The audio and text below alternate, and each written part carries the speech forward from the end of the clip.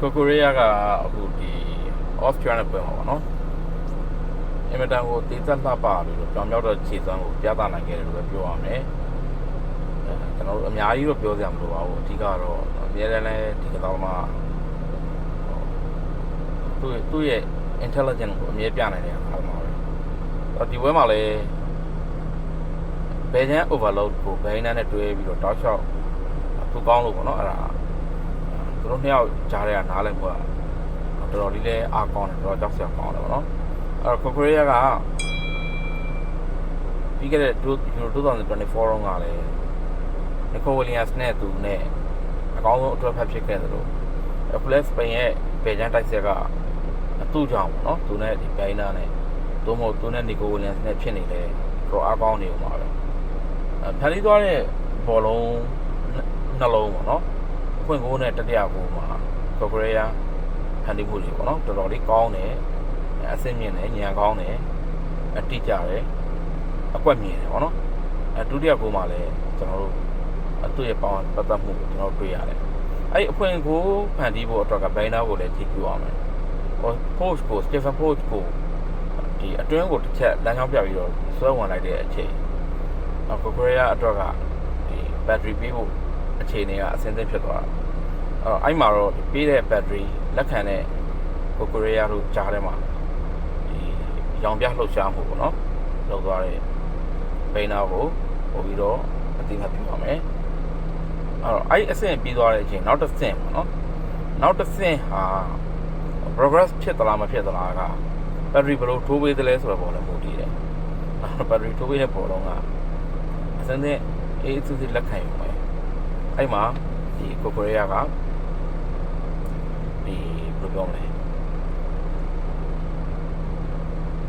ဒီ bounce တဲ့ကိုတကယ် leg cross လို့လုပ်ပြီးလိုက်တယ်ခဏလေးဒါလေးပြောနေတော့ leg cross sorry low cross လေးလုပ်ပြီးလိုက်တယ်အဲ့ box ထဲမှာ OS server တွင်းသွားတယ်အဲ့မှာဒီ OS server တွင်းတဲ့ကိုးမှာလေဘယ်လိုခေါ်မလဲအဲ့ဒီဘုဒ္ဓမာလီဗာကိုဗစ်ပေါ့နော်လီဗာကိုဗစ်ဘာမှလုံးမရဘူးလှုပ်ချင်တော့မရလိုက်ဘူးဆိုတာတွေ့ရတယ်အဲ့တော့ဘာလို့လှုပ်ချင်မရလဲဆိုတော့အဲ့လိုပဲဒီ screen လုပ်ပြီးတော့ကန်သွားတာ block လုပ်မဲ့သူကို screen လုပ်ပြီးကန်တဲ့ကိစ္စကတခါလေကျတော့ block ဖြစ်တတ်တယ်ဖြစ်နိုင်ကြီးများတယ်အဲသို့တော့အဲ့ဒါလွတ်သွားရင်ဘုဒ္ဓမာတွေကအဲ့သူနဲ့ထိပြီးတော့ထွက်သွားနိုင်တဲ့လမ်းကြောင်းကိုပြည့်ပြီးအာရုံစိုက်လို့မရှိဘူးကန်သွားတာတော်တော်ကောင်းတယ်ဘာမှလည်းတောင်းမရောက်ပဲနဲ့အငိမ့်နောက်ဘောလုံးထိကျတယ်တော်တော်ကောင်းတယ် OS ဘက်ကအဲ့မှာတိုင်ရင်ဘယ်နဲ့တုံးဒီ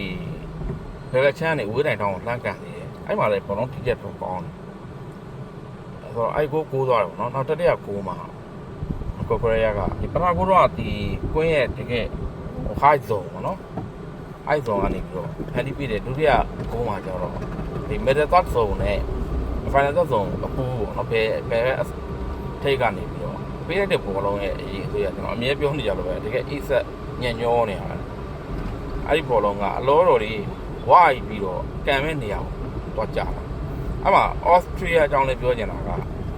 pressing ဆရာကြီးပေါ့နော်ဒီအသင်းက pressing ဘယ်လိုကောင်းနေလဲ pressing မကောင်းပါဘူးတကယ်တမ်းကျတော့ Austria ကခြေစပွဲတွေတုန်းကလည်းအသင်းကြီးတဲ့ပွဲဆိုသိမကောင်းပါဘူးAustria pressing ကသူနိုင်တဲ့အသင်းတွေလည်းပဲကောင်းလာပါတော့ထားပါတော့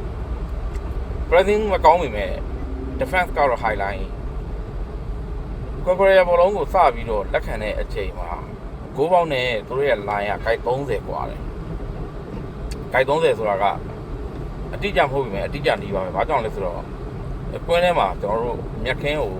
အစိမ်းအောင်ဒီအနုအရင်က9မီတာစီပိုင်းထားတဲ့ကွင်းဖြစ်နေလို့ထောက်ကွက်အကွာမှာသူတို့လိုင်းရကိုရီးယားကအဲ့ဘောလုံးကိုလက်ခံပြီးတော့အဲ့ခင်းပြတဲ့အချိန်မှာ9ကွက်ခွဲအကွာမှာဘာမှမရွှေ့လိုက်ရဘူး။ဘောလုံးလက်ခံတလန်းတက်ပြီးရတယ်။သာလိထုတ်ပေးလိုက်တာ။အဲ့မှာလုံးဝအပွင့်ပေါ့နော်အဲ့လောက်ထိ line မြင်တော့အဲ့လိုဒီခံစစ်နောက်ကျောကခံရမှာပဲအဲ့တော့ကိုရီးယားကလည်းချီးကျူးနေတယ်အောက်သွင်းတော့ OS ကလည်းတော်သက်ရတယ်ပြီးတော့ Austria ရဲ့ဒီ pressing ကမကောင်းတာ highlight ဖြစ်ပြီးတော့ပွင့်နေတဲ့ခံစစ်ကိုလည်းဝေဖန်နေတယ်ပေါ့နော် ဒုတိယကိုကတော့ထားလိုက်ပါတော့ထားတော့ဒီစပိန်ကကိုရီးယားဒိုင်နာနောက်နီကိုလီယန်လည်းနီကိုလီယန်နဲ့ဒီအိုက်ဘက်ကိုဒီဘက်ထရီကလည်းအများအားထွက်တယ်ဘယ်ကြောင့် overload တော့အားကောင်းတယ်ဟိုညာချမ်းမှာဂျမားက isolate ဖြစ်တယ်ပေါ့နော်အဲ iPhone ကစားတော့